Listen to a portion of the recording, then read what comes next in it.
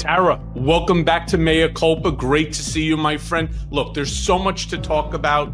The hour goes by very, very quickly here. So I want to start with obvious. What's the obvious, right? Trump is floating the idea of a third term. And I'm talking about third term as president of the United States. And according to a recent report by the New York Times, some within his inner circle claim that it's just a tactic to keep his base engaged. But then there's a multitude of others, of course, claiming anonymity. They believe, as do I, that he genuinely wants to challenge the constitutional limits of the 22nd Amendment. How serious do you think we should be taking this? You know, some people say, yeah, he's just trolling the libs. Other people say this is probably something he does want or desire at a very deep level. He probably is aware of the fact that his chances of making this happen are pretty far and few between. I mean, you would need 2/3 of the Congress and the Senate to ratify a constitutional amendment to make this happen. But I think even more importantly, he knows that he is a lame duck president. I mean, he really only has another year or so and change to actually do anything before this midterm election. And we have every reason to believe that the Republicans are going to get rocked, especially in the Congress. I mean, the Republicans will probably hold the Senate, but you know, in Congress, they're definitely they only have a 3-seat majority, 2-seat majority. It's going to be the Democrats who win. And he's probably going to be facing impeachment again for some reason, or a lot of investigations. He can't run for re-election. He may try to, but he doesn't have the congressional allies. He doesn't have 2/3, he doesn't have 2/3 votes in the Senate and House. He can't even pass a budget without reconciliation. Tara, I got to tell you though, I'm going to give you a tiny bit of pushback over here, knowing him as well as I do. You're talking like a true American. You're talking like an American who cares about the Constitution. You're talking about somebody that believes that the 22nd Amendment says what it says. Donald Trump does not. Steve Bannon and many of his enablers do not. Yep, you may but they recall, can think that. No, he can't do anything about it. He can't change the Constitution himself. Again, when you press the line the way that Donald Trump does on all these constitutional issues, I constantly tell people, you cannot, not for a single second, underestimate this man and his desire to burn the Constitution to the ground. It's what he wants to do. And totally, he will but push you can't do it without congressional allies. And he barely I'm not has it. sure. What if hypothetically? The only thing he could do would be to take the U.S. military and and create a civil war or something like that. But he does have control as the commander-in-chief of the military. But other than that, he doesn't have 2/3 majority in the House or Senate to change anything in the Constitution. What if hypothetically he gets rid of the entire Congress altogether? As you may recall, Trump said. I don't know that he can do that. Oh, again, he's pressing and pushing constitutional norms to a place that we have never seen. No other president has ever wanted to do anything like this, ever. But he does. So you'll recall Trump was very quick to turn around and metaphorically say that he wants to rewrite the Constitution. By the way, he's stealing this playbook from Vladimir Putin. There was, at one point in time, a Russian constitution that did not allow the president, at that time, Vladimir Putin, to run for a third term. So what did he do? They created a position of prime minister. And the prime minister, for lack of another term, trumps the president to the point that the Oval Office, or the Duma, would end up being the location that the prime minister sits in. And that's exactly what they were doing. Trump is going to look to try to find any way possible. Never in the history of this country did we have something called presidential immunity. He will look to figure out how to bend the terms as much as they possibly can and not have to go through the route which every other person that believes. he doesn't have the support of the people. Like, you can only do those things if you have political support. And here's the thing, I will say, I'll give it to them for this. They chose to pick a fight with this Judge Boasberg over a topic that they knew was politically on their side. I don't know anyone who's going to say to you, I want a Venezuelan gang member being my neighbor. So they knew that they won on immigration, right? That's how they won this election. So they said, let's get in a fight with the judge over gangs, like Venezuelan gang members. This is a hard one to stand up, right? And the truth is that judges don't have an army like Trump does, right? They don't have military control. They kind of have a police force, but they don't have the ability to really enforce the rulings the way that he could possibly. But like, ultimately, like, courts, their strength is from, the public, from political strength, from the fact that when public sentiment is on their side. So if he doesn't have public sentiment, he can't do these things. Well, okay, let me give you just again, knowing Trump as well as I do, and knowing how he wants to press the Constitution. Let me just go back and say, you can't change the Constitution without the votes. Well, without the votes. Again, what are you saying? Are you saying he's going to go with military force? By the way, he may not have to. What's another thing that he's doing or trying to do right now? He has this desire to impeach Judge Boasberg, to throw him off the federal bench. Yeah, he can use intimidation for sure. It's more than intimidation. Assuming hypothetically that he's successful in getting that done, what does that do? That gives him the ability to do what he said he wants to do, which is to strip the Congress, right, and the judiciary, the legislative branch and the judiciary, of their co-equal powers conferred to them by the Constitution. And he wants to take all the power, confer it to the executive branch, namely the chief executive, namely himself. If he's able to get away with this, hear me on this, if he's able to get away with impeaching Boasberg, who is a federal judge, who has been appointed by a president, who has tenure for life, right? If he could do it to them. But that would have to go all the way up to the Supreme Court. They're not going to impeach Boasberg.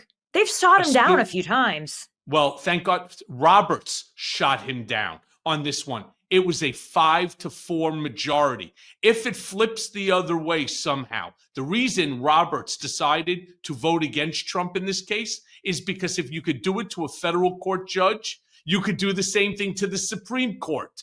And as Donald himself said, he wants to strip the two other co-equal branches and to confer all power to himself. If he does that, he will rewrite the Constitution the way he said, making himself the dictator, the monarch, the supreme leader for his life. That's what he's intending to do. Yeah, but he can only do this by military force. That's the only way. Well, I'm not 100% sure about that, but like I said, there's no other way to do this except the only way to do this is by military force. Like, you can't do that any other way. Well, there's no other way to do it. You know what? I'm going to have you back in 6 months onto the show, or a year, and we're going to see. Michael, in a year, the Congress is going to look so fundamentally different in a year. Yeah, they're going to clash. But like, let's see what happens this week with those special races right now. The Republicans are sweating bullets over the seats held by Mike Waltz and Matt Gaetz that Trump won by 30 points in Florida. Right. The guy, the Democrat, the Democrat is out raising them.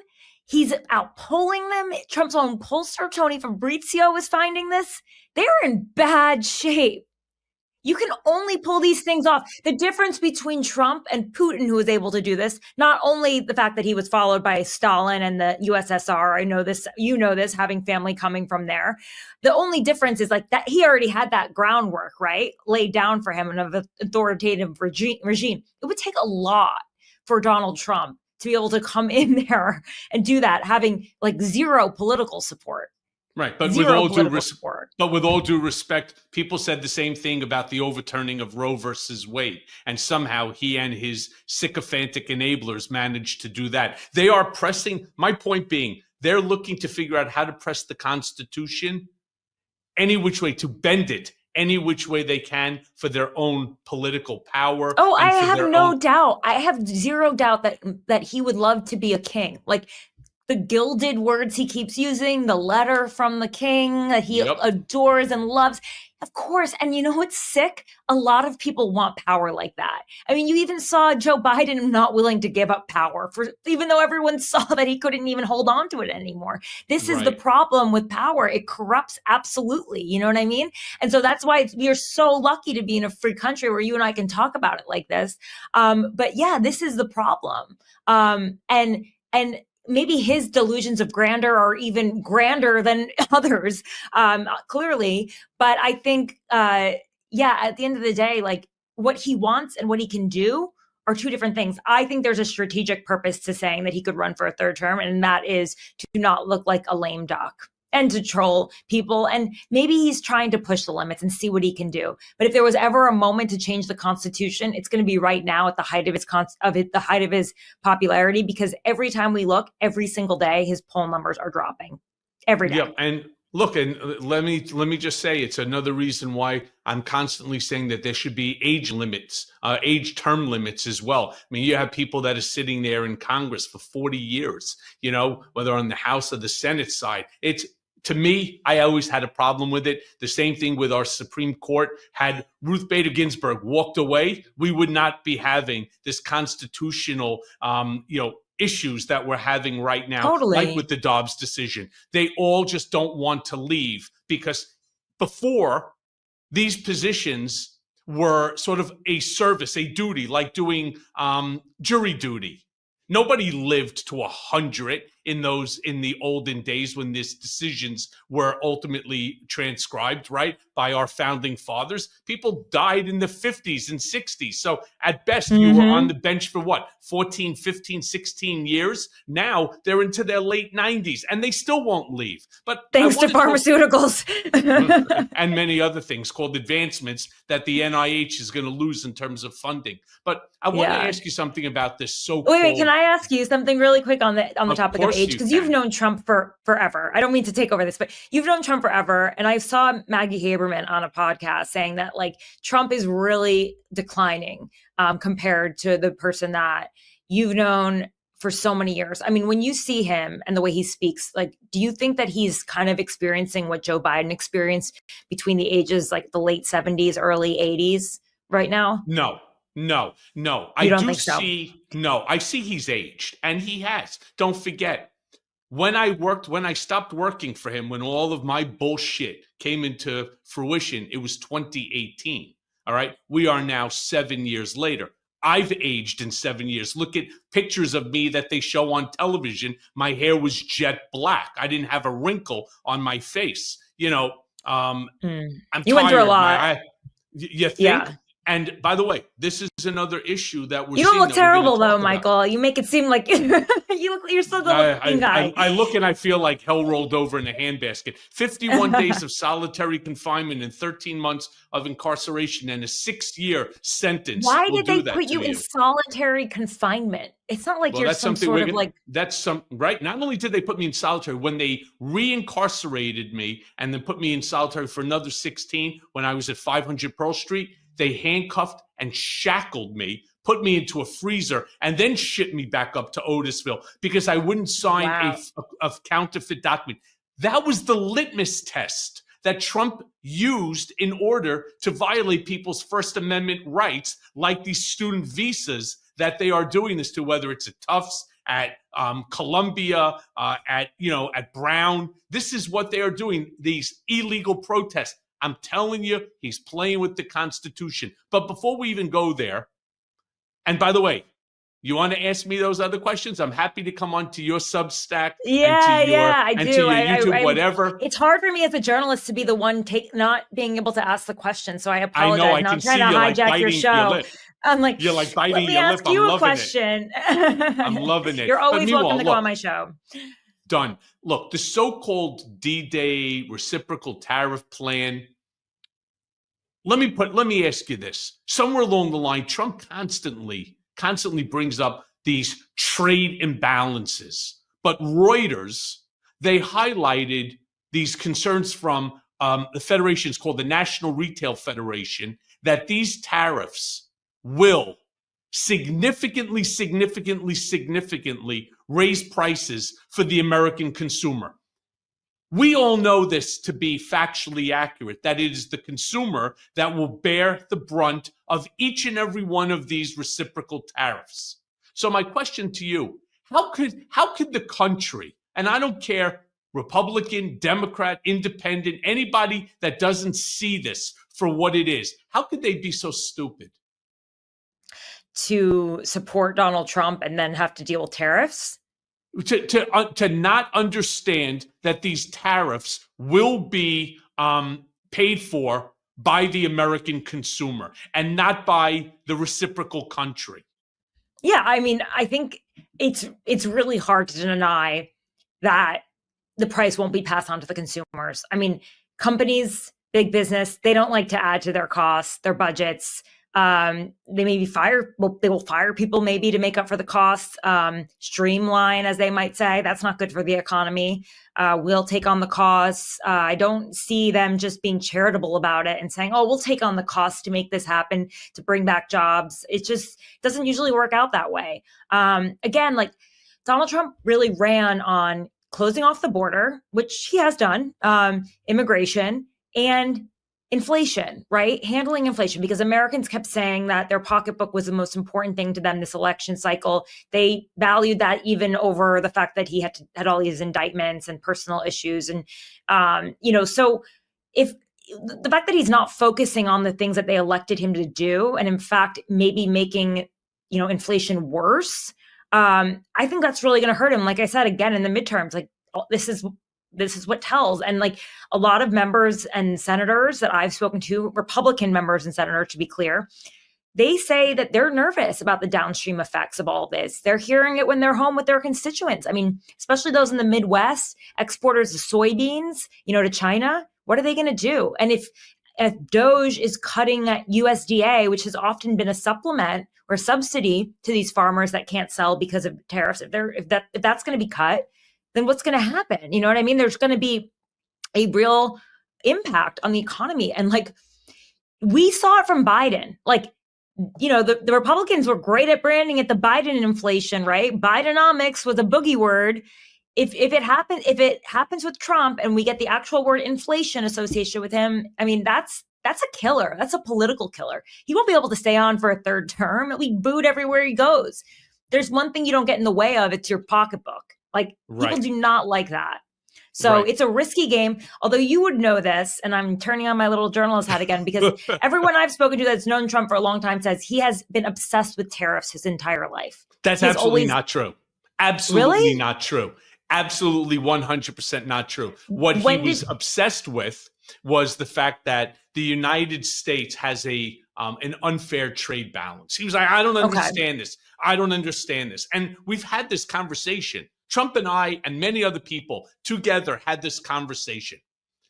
Since this is the Tara Palmeri show, no problem. Let me give you the emes onto it, the truth, that what happened. Yes, please. He never understood why it is that, China has a trade imbalance with the United States of like $500 billion, or Canada with their 100 or $200 billion. Okay. He was explained, because here in America, we don't produce shit.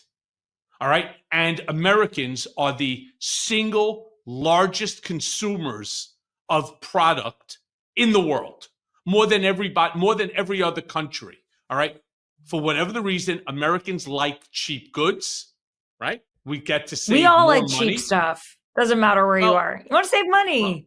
Well, yes, but most countries don't buy, for example, like the way that America does. So that's why you have it's this cheaper trade though imbalance. when you live in Europe. Like the food is cheaper and it's higher quality. Everything is cheaper. Everything's cheaper.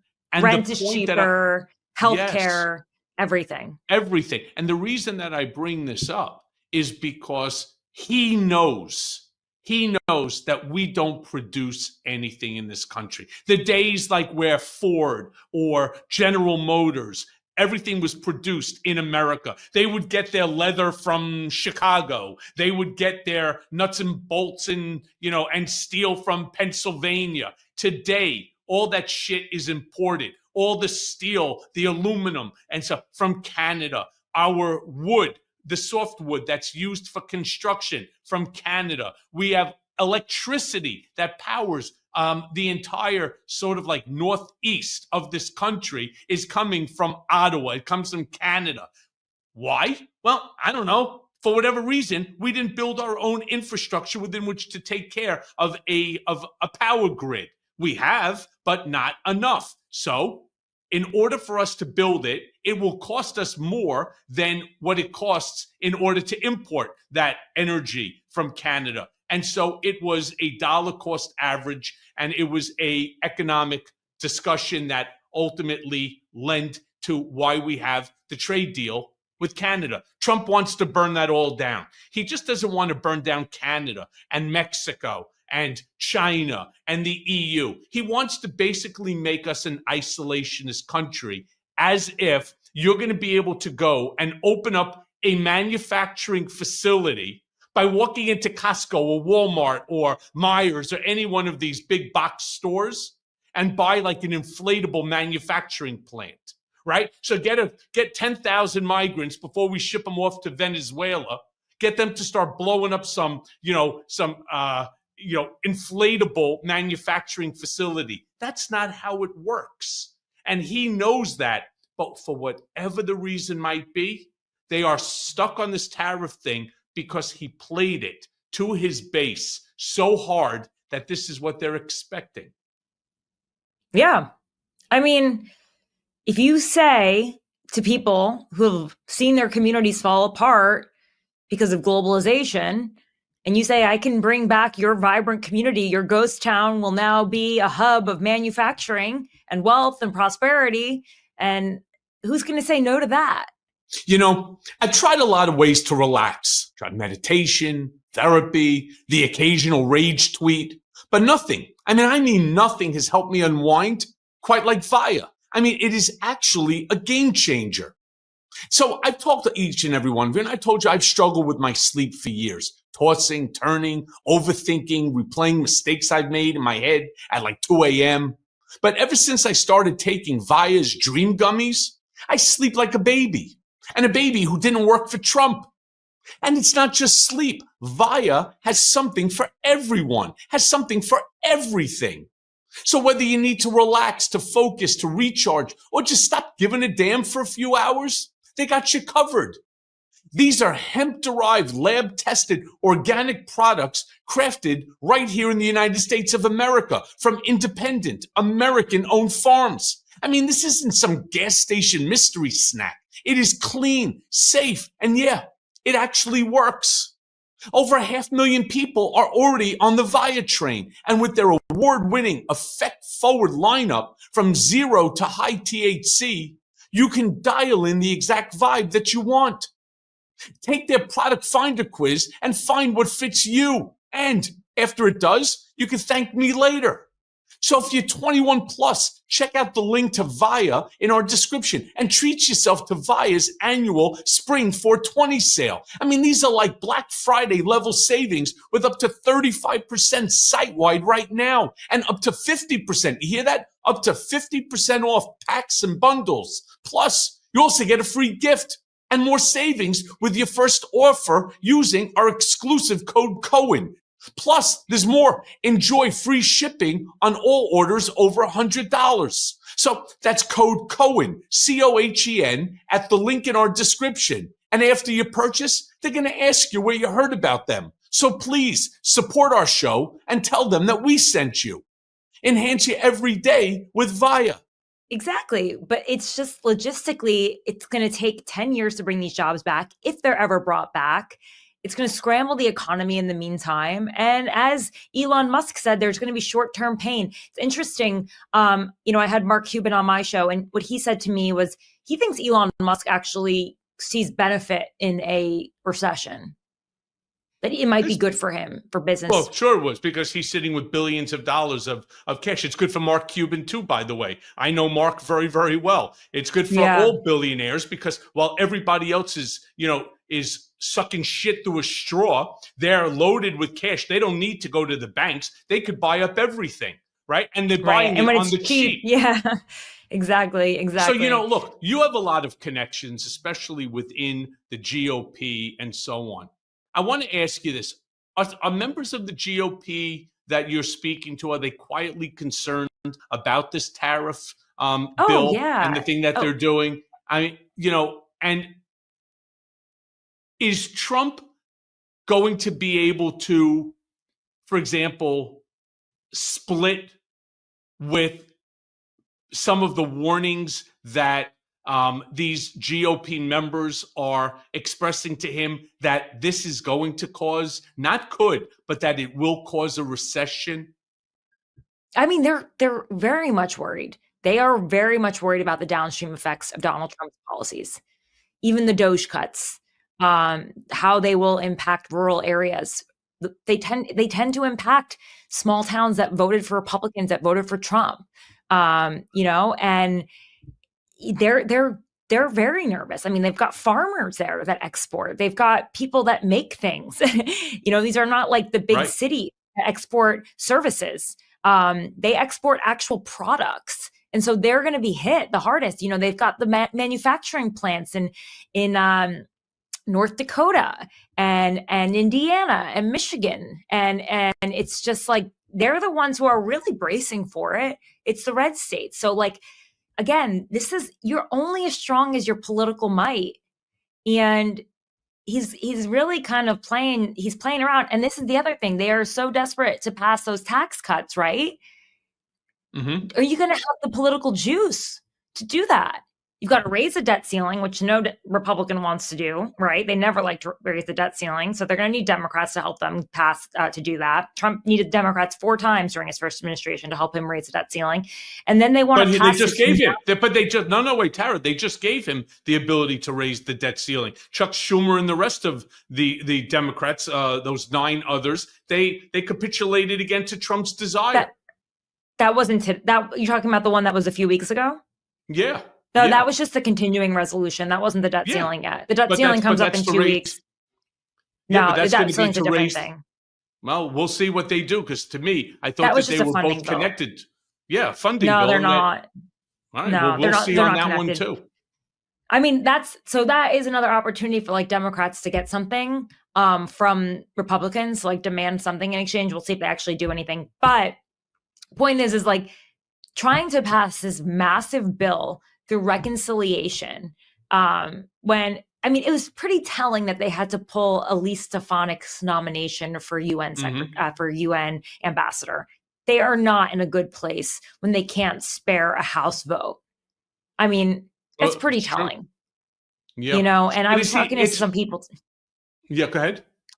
I was talking to some people today who are, in the Trump world, and they're nervous about it all. Not to mention the fact that everyone is still pissed off about the Signalgate stuff, the Mike Waltz stuff. I wouldn't be surprised if you heard that Mike Waltz in a few weeks need to spend more time with his family. The stories are not dying down. So, and I bet you there's more fallout from this, the drip, drip, drip, because they just handled it so poorly. Yeah, but there's more than just Mike Waltz and Signalgate that's pissing Trump off. I hear it from people, too, who are still associated to the inner circle. He's pissed off with Mike Waltz. He's angry, not pissed off, but he's angry at Pete Hegseth for doing something so stupid, which is to put those operational war plans onto Signal, onto that app. But he's pissed off at Lutnick for the Social Security comments, that he made. Mm-hmm. He's pissed off with a whole group of individuals right now. And the problem is under the old Trump that I knew, he'd fucking have me fire every single one of them. The problem, is he's not sure he's the guy who he would get. Well, there you go. There's a talent issue out there. You're so right. I mean, the guy who made his, name on saying you're fired isn't going to fire one of the biggest fuck ups you probably could happen in an administration, a major security breach. Yep. with some guy who's just flexing because he went from like infantry to, basically top command and could just, choose a war, to choose attack plans like it's World of Warcraft, and he's just like flexing to his friends with emojis and all. I mean, it was so over the top. He didn't need to do that. None of the people on that chain needed to be informed about what was happening except Mike Waltz. Right. I mean, it was embarrassing to Trump. That's the whole thing. And any time that you take oxygen or camera time, it's the same thing, away from Trump, he gets pissed off. Right? Like, for example, like having Lutnick over Trump's right shoulder on the Air Force One, laughing about the tariffs and so on. That pisses Trump off. You can't imagine how many times he's probably going to watch that, replay it, look at Howard trying to like heighten himself up because, Howard's not 6 feet, so that he can have his face seen over Trump's shoulder, right? That sort of stuff really irritates Trump. Because it's not about anybody else. It's only about him. It's interesting, right? But for some reason, he's let it be all about Elon Musk for a while. I mean, I got to say, this is the first week in a while when the story wasn't all about Elon Musk. Yeah, that's true. But, not just the tariffs don't only hurt, for example, farmers and manufacturing and so on. It's not just the tariffs. It's Trump's deportation policy, which has now obviously expanded to sending illegal protesters, right? To lock up. It's not just the Tren de Aragua or MS-13 to Venezuela and so on.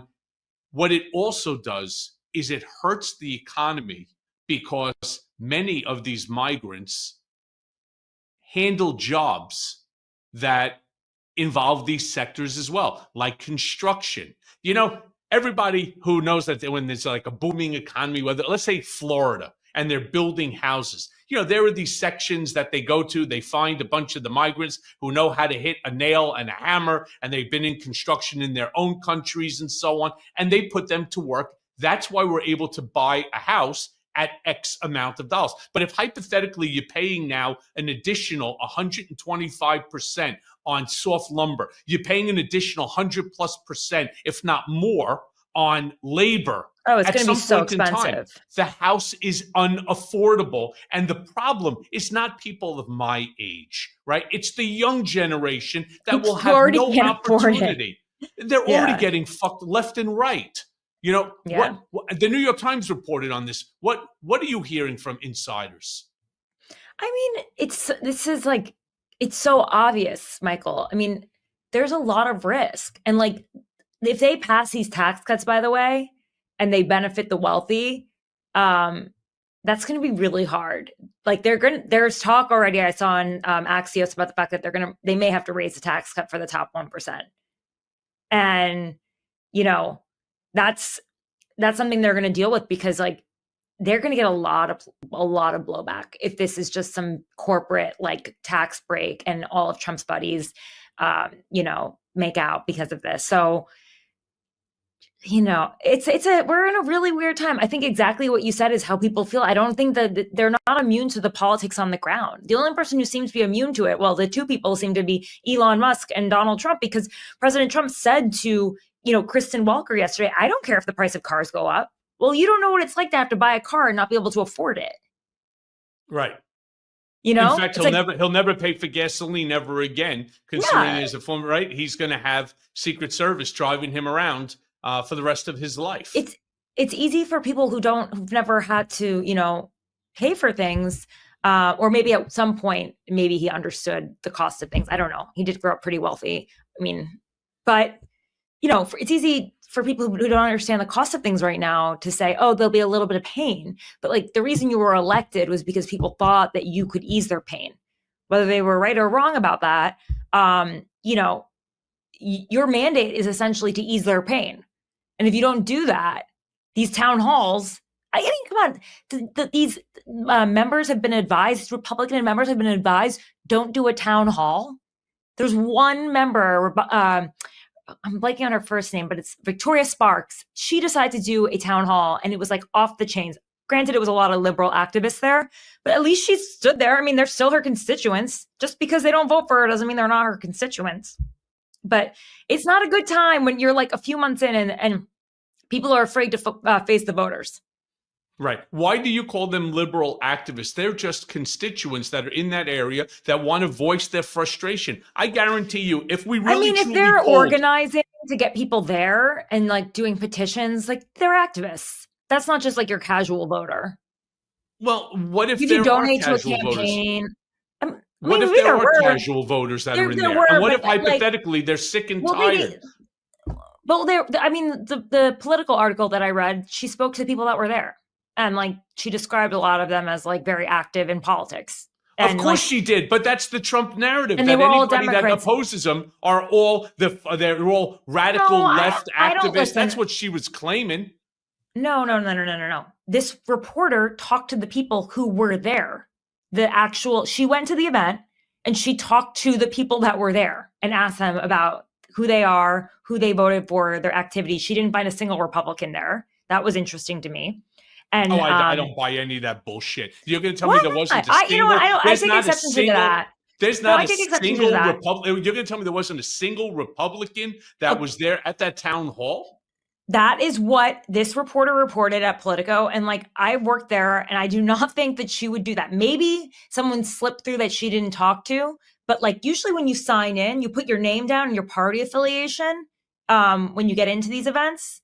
But like, from the people she spoke to, it was overwhelmingly Democrats, which is fine. They are still your constituents. They are still your constituents. And even if you look at the polling, like CBS had a poll, like 7 out of 10 Republicans are happy with Trump's dealing with various things. Like Republicans seem to be sticking with him. They're giving him the benefit of the doubt. For how long? And I don't think you can ignore those numbers. No, you can't. And not until it starts to hit them in the pocket, whether it's because grandma or grandpa or mom and dad can't afford their insulin, or worse than that, they can't afford food and insulin. And if they pay for food and insulin, they can't pay for rent and so on. When it starts to hit you close to home, that's when you say enough is enough, including like, you see these Venezuelans in South Florida who are furious right now with the deportations. They're themselves are being deported. One guy turned around and said, wait, he's deporting me. I voted for him. Well, you know what? Like FAFO, right? Fuck around and find out. We warned you. How could you vote for him if you're not an American? Well, I think that they had some, I don't know, residency card or something like that. You can't vote with a residency. You have to become an American to vote. Well, maybe it was then the wife who was an American citizen that voted for him, but somebody in the family voted for him, and now all of a sudden, wait. Are you suggesting there's voter fraud like Republicans do? No, I am not. No, I'm not, Smarty. All right. No, maybe he's talking about as a family, we voted for him, maybe the wife or whatever. But my point is, or something. Now they are furious. And by the way, the same thing goes for Muslim Americans, right? Who are furious because Trump said that he was going to put an end to the Israel-Hamas conflict in 24 hours. In fact, he was going to do it before he even took office, after he became president-elect. That's not going over too well. Right. Or how about the steel manufacturing, the United Auto Workers?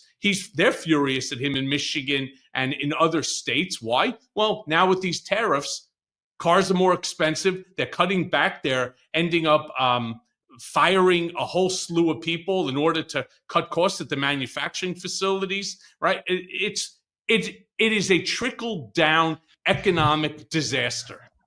Yeah. Yeah, I mean, listen, they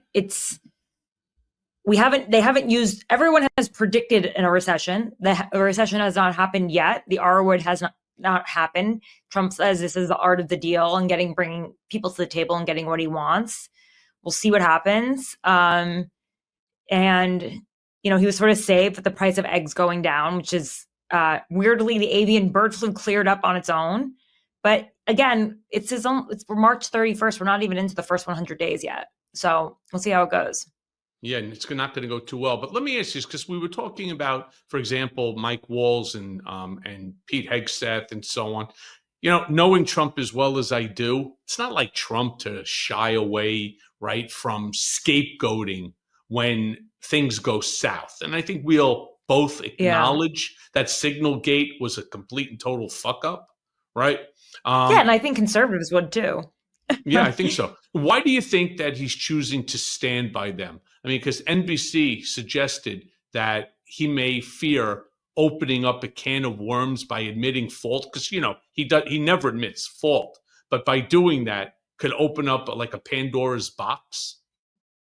Yeah, they sort of have this feeling of like they have to close ranks, and if they can't. Firing too often reflects poorly on his decision making. But again, like first term, he's already outlived Mike Flynn, who was fired on February 14th. Who can forget that Valentine's Day? It was ruined. But yeah, it's definitely a different tact than Trump. Trump also went through multiple campaign managers in the past. This time he stuck with the same two.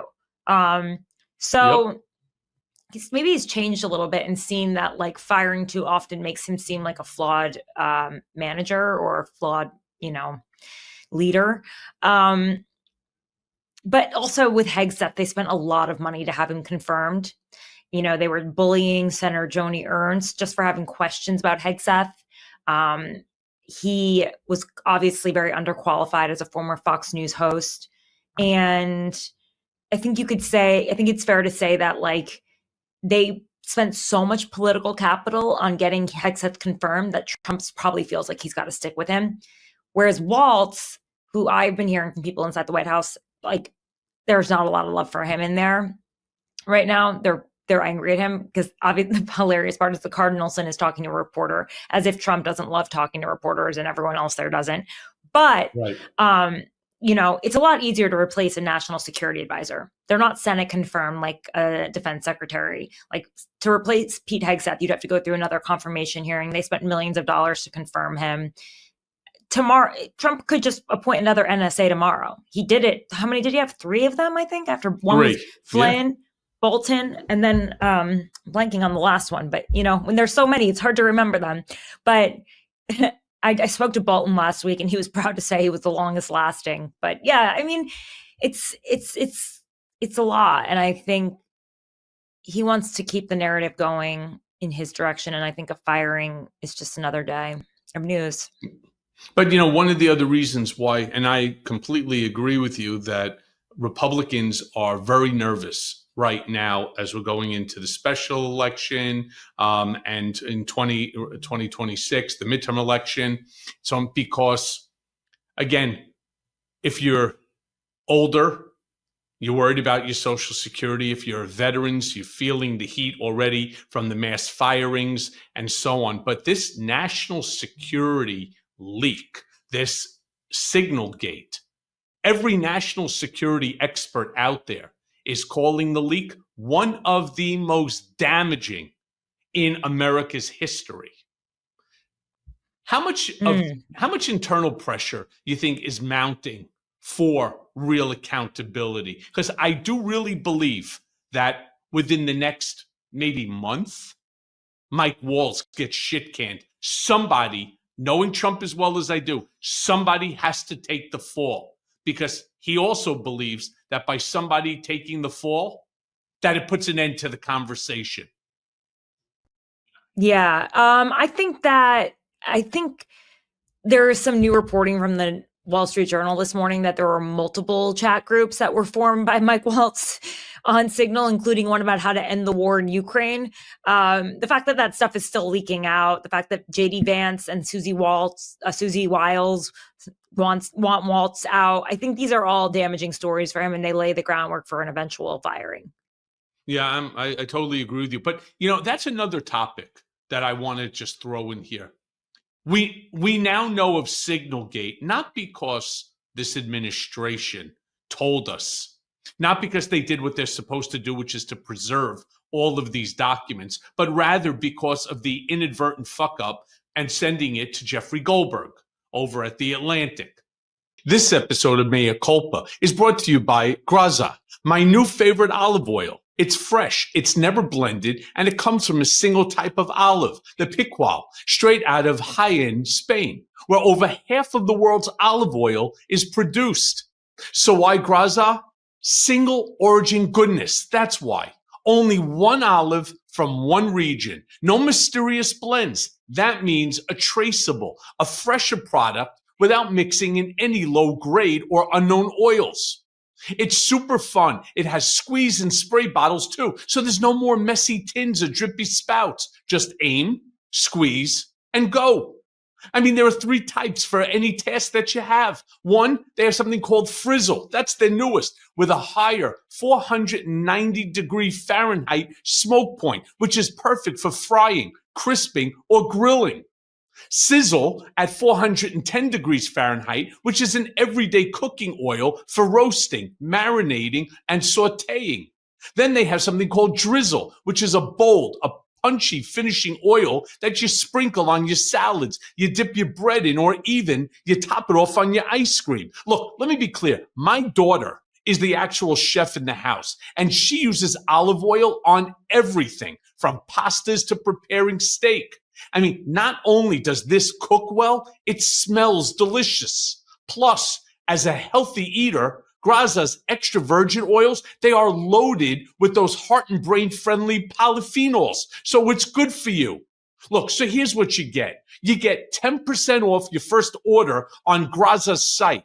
But I personally suggest grabbing the trio. That's all the 3 squeezy bottles, the sizzle, the frizzle, and the drizzle, so that you're set for every style of cooking. So head right now to graza.co and use code Cohen to get 10% off of Trio, which includes, again, sizzle, frizzle, and drizzle, and get to cooking your next chef quality meal. Again, head to Graza, graza.co, and use code Cohen, Cohen, to get 10% off the Trio. And I love saying it, sizzle, frizzle, and drizzle. So get cooking now.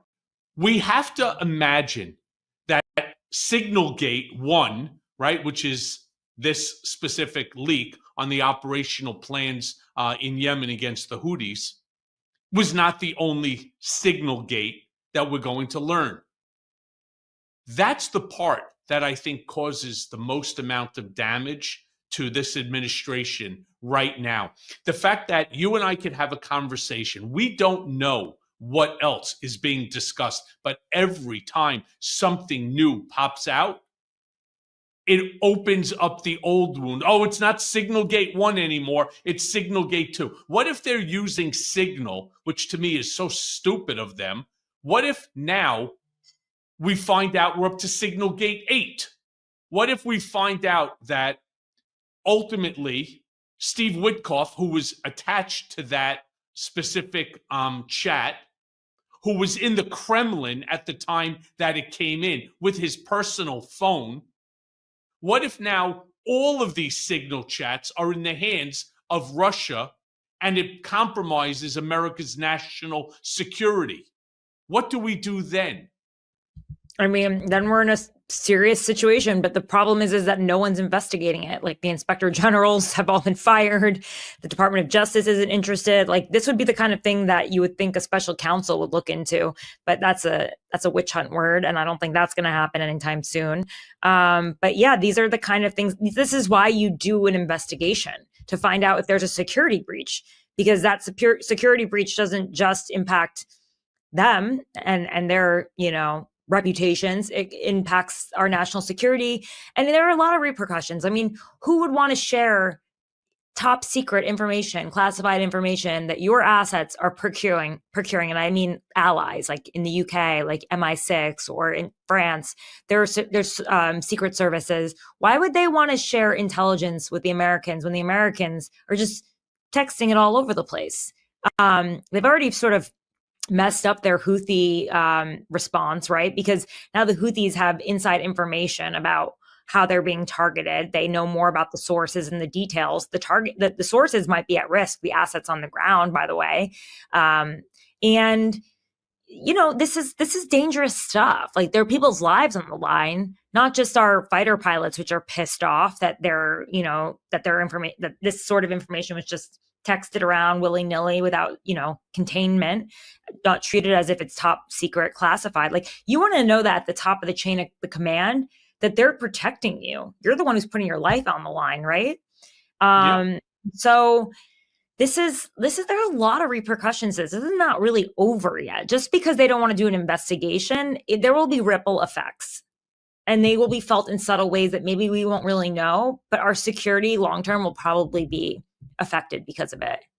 But this isn't the first time, Tara. Yeah, maybe. But this isn't the first time that we've seen this happen. In fact, many people talked about this during the campaign. Do we not remember when Trump was in Helsinki and he gave to Vladimir Putin certain documents? Those documents, ultimately, it was revealed because, as like you said, an investigation was done. Those documents were informational documents that were given to Trump by Israel in regard to Iran. I mean, so, our national security is being compromised by the people who are supposed to be protecting it the most. I mean, you have people like Reality Winner that went to jail for 5 years because of one document. Here we're talking about operational war plans. Yeah. No, I think you're totally right. I think you're absolutely right. I mean, listen, I don't in any way think that you're not wrong about that. This is not a joke. I lived in Belgium during a lot of the terror attacks and like personally saw people I knew impacted by them. I was at the airport when one of the bombs went off in 2015. Another bomb went off below my office. And the Belgian security system was just not up to the task. They needed coordination with the FBI and the French system and the French security systems. And like, this is how the world stays safe. Like, we share our secrets with our allies. The US stepped in and they really helped the French and the Belgians contain their ISIS situation because they were just being pummeled every single week. It was horrible, the amount of terror attacks. I was under lockdown like half the time I lived there in Brussels. Not half the time, but a big chunk of the time. But like, we rely on exchanges of top secret intelligence to be able to do those kind of things. And when the Americans stepped in, it became a much safer place to live. But like, is that going to be is that going to be the way anymore in the world? Are these countries also going to tell us when they're getting intel about an attack to our country? So we really have to keep those lines. Our secrets are our most treasured thing. Like, they are like the most treasured intel that we have, right?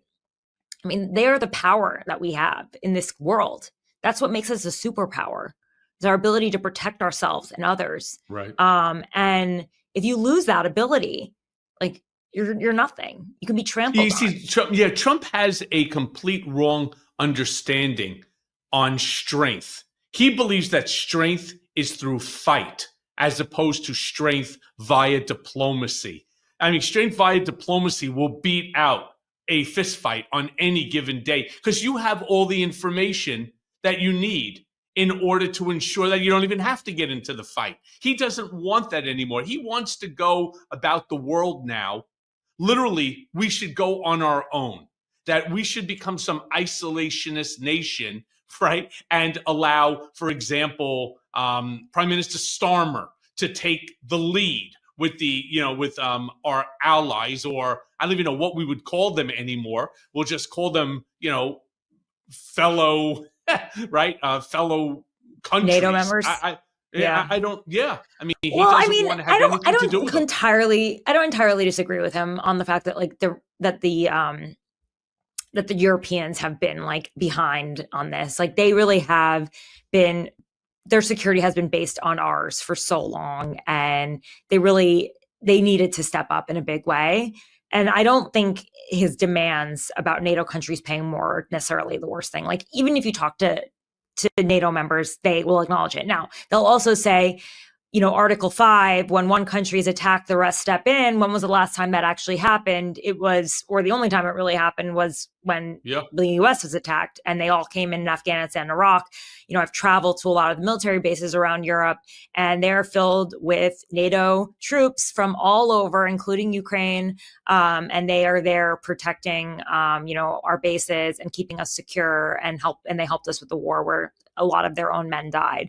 So I don't think you can forget that. But I do think that there was a disproportionate, way in which the U.S. really was securing the rest of the world. And the Europeans need to step up. I don't think it's the worst thing that he did. In fact, I actually think it was a good thing. Yeah, but there's a difference between stepping up and stepping out. That's what he's basically doing. He's stepping us right out of NATO. He wants to step away from NATO as he tried to do the first go around. But I want to ask you this because Trump attacks Zelensky on a regular basis. There's nothing new there. But all of a sudden now, he's beginning to add Putin's name to the conversation. You believe that Trump is pivoting here to appear tougher on, I don't want to call Putin a foreign adversary because he calls him his friend, but what do you think is driving this sudden shift in bringing up Putin's name? I think he feels embarrassed about what happened last time, where he had this call and he said it was going so well, and then nothing happened in terms of the ceasefire. So, he's calling him out. He's like, I'm here. Don't fuck with me. You're making me look like a clown. And he always adds the caveat, but I think we'll be fine at the end. But you know him better than anyone, Michael. Like, how would he treat an adversary? Would he do something like that? Feels like it. Yeah, so I think that he's using the airwaves, knowing that Putin and his people are constantly monitoring every single television show, or especially anytime Trump has an appearance, whether it's a podcast, whether it's on a Joe Rogan, whether it's on Fox, they're monitoring it, transcribing it, analyzing it as they do. I think he's just sending Putin a message, and Putin understands Trump well enough to know, hey, you got to do something here for me because this is hurting me and I can't let that happen. So I'm going to need you to step up. And it was sort of like an advance message, a cryptic message before their phone call. But, finally, Tara, because the hour comes to an end, like I said early, it comes very, very quickly. As someone who's covered Trump extensively, I remember speaking with you going back into 2015, onto someone who's covered Trump extensively. What do you think the biggest underreported story is right now that Americans need to pay more attention to? I worry about the FDA, the gutting there, because that's our food and health safety. And if you start firing people from the place that makes sure that baby formula is not poisonous, like, that's scary. I worry about HHS, measles outbreaks, that kind of stuff, pushing an anti-vaccine agenda. I think it's fair to ask questions about vaccinations, but to not, to tell people not to or advise them not to vax is not great. And then I worry about the fact that we have a shortage of air traffic controllers, and the idea that they're gutting the FAA, the Federal Administration on Aviation. These are the kind of things that everyday people can understand. I know we talk a lot about constitutional crisis and democracy at stake, but just on a day-to-day level, these are the things that impact you on an everyday level. Government is supposed to work. That is the job. When it doesn't work, our lives fall apart. We take it for granted every single day. And when it does not work and it doesn't go well, lives are at stake. And so that's what I worry about. And I think actually those stories are the easier ones to understand. Yeah, I'm with you on that one. It's just good governance is good governance. The reason Trump lost last time was because there was bad governance during COVID, during a huge crisis. And so people chose Biden, who wasn't even popular with his own base of the party, because Trump was seen as unable to control a health crisis. And, he's at risk of doing the same thing again if he's not seen as being a good governor, you could say, actually running the government the right way. And when you're letting, when your top donors take a sledgehammer to the government, you run the risk of causing real disruption. And disruption can be a good thing when managed well, or it can be a dangerous thing. And so those are the stories I think are the most important right now. And until then, obviously we have to keep our eye on as journalists, as free people on our democracy and our rights. But, that doesn't really translate to people who are looking in their, who are concerned about their day-to-day lives. It's just they're not thinking about that. It's not something they think about all day long. It doesn't penetrate. It's hard to explain, frankly. And I think just keeping it simple and real. Yep. Well, Tara, you make us all smarter. Thank you for joining me. I appreciate you. And I will be seeing you, hopefully, and speaking to you very, very soon. Yeah, please subscribe to my newsletter, by the way. It's the Red Letter. It's on Substack. I hope you'll all do that. And I'm also on YouTube at Tara Palmeri, and it's not spelled like the Jennifer Palmieri. It's TaraPalmeri. There you go. Thanks, well, I spelled it wrong too. Tara, great seeing you.